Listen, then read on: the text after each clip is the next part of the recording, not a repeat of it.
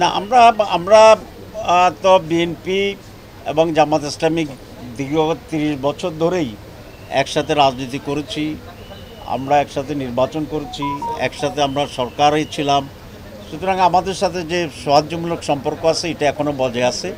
বিচ্ছিন্ন বিক্ষিপ্তভাবে কেউ যদি কিছু বলে সেটা আমরা মনে করি সেটা উচিত না এবং সেটাকে আমরা অত আমলে নেই না। আজকে বাংলাদেশের রাজনীতিতে কিছুটা অনিশ্চয়তা যেটা আছে, এটার জন্য আমি মনে করি সকল দলের, বিশেষ করে বড় দলগুলোর ভিতরে একটা পারস্পরিক আলোচনা হওয়া উচিত।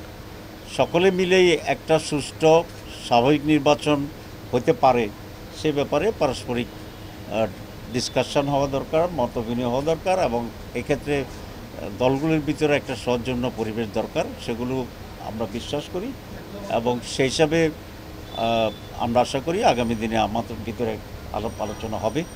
২ নম্বর হচ্ছে এখানে যেহেতু এখন মেজর দল বিএনপি এবং জামাত ইসলামী, এবং সেক্ষেত্রে আমাদের তো প্রতিদ্বন্দ্বিতা থাকতে পারে, কিন্তু সেটা যেন অত্যন্ত সুস্থ প্রতিদ্বন্দ্বিতা থাকে, একটি হাসি খুশির ভিতরে যেন একটা নির্বাচন হতে পারে, এটা খুব জরুরি।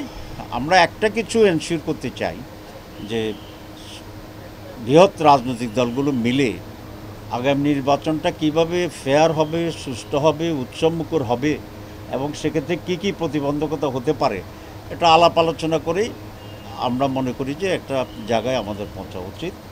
এবং সেক্ষেত্রে আমি এটা বিশ্বাস করি যে সকল মেজর স্টেকস এই ব্যাপারে একমত হবে এবং আমরা একটা খুব ভালো পরিবেশে নির্বাচন করতে পারব ইনশাআল্লাহ। চার্টারের উপরেই মূলত মিটিংটা ছিল। আমরা দীর্ঘ আলোচনা করেছি, আমাদের কিছু অবজারভেশন আছে এবং সে নিয়ে আমরা ঐক্যমত্য কমিশনের যে কমিটি হচ্ছে তাদের সাথে আমরা কথা বলবো, মত বিনিময় করব।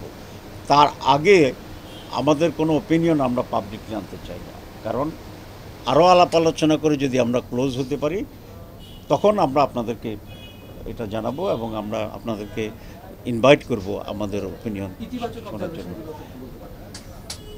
অনেক সবগুলার কাছাকাছি তো ইতিবাচক আছে, যেহেতু মেজর ইস্যুগুলোতে আমরা সকলে একমত হয়েছি।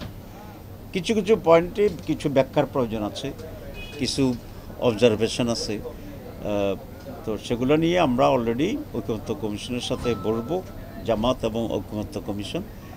তারপরে আমাদের ব্যাখ্যাগুলো আমরা চাইবো, আমাদের কথাগুলো আমরা বলবো, বলার পরে কি পজিশন এসে দাঁড়ায় তখন একটা ম্যাচিউর ব্রিফিং হয়।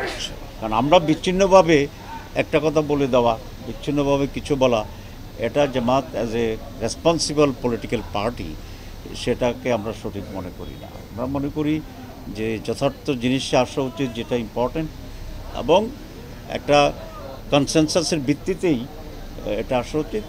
আমাদের সাথে ডিফারেন্স হতে পারে, কিন্তু ডেফিনিট ডিফারেন্সটা ফাইনালি গিয়ে কোন জায়গায় দাঁড়ায় এটার পরেই আসলে আমরা ব্রিফিংটা করতে চাচ্ছি।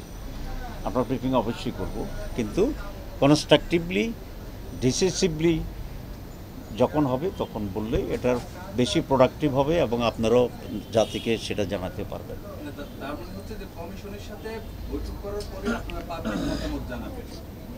আমরা আশা করি যে আমরা ওনাদের সাথে মত বিনিময় করব, করার পরে যদি বোঝা যায় ওনারা ক্লারিফাই করতে পারেন, আমাদের জিনিসটা ওনারা রিয়েলাইজ করেন, অ্যাকসেপ্ট করবেন, তখন এটা একটা ফাইনাল শেপ নেবে। এখন তো যা বলবো সেটা হয়তো আর একটু চেঞ্জ হতে পারে।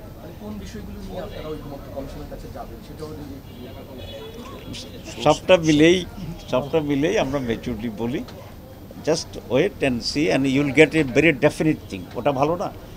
আমরা এই জন্য এই যে পত্রিকায় কেউ কেউ কমেন্ট করতেছে, এটাকে আমরা খুব এনকারেজ করছি, কারণ July charter is very important for the future of Bangladesh and the future of election pattern and scenario for that. আমরা যেটা মনে করি যে we should be very responsible for that. Okay, thank you. পরিচয়টাও একটু করে দিই। উনি হচ্ছে অ্যাডভোকেট হেলাল, আমাদের অ্যাসিস্ট্যান্ট সেক্রেটারি জেনারেল।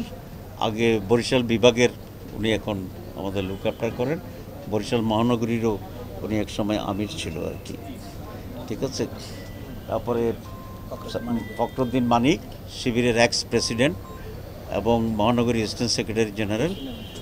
আর আমরা ওনার যে এলাকা আছে সেখান থেকে ফেনী 3-এ নির্বাচনের জন্য আমরা করছি।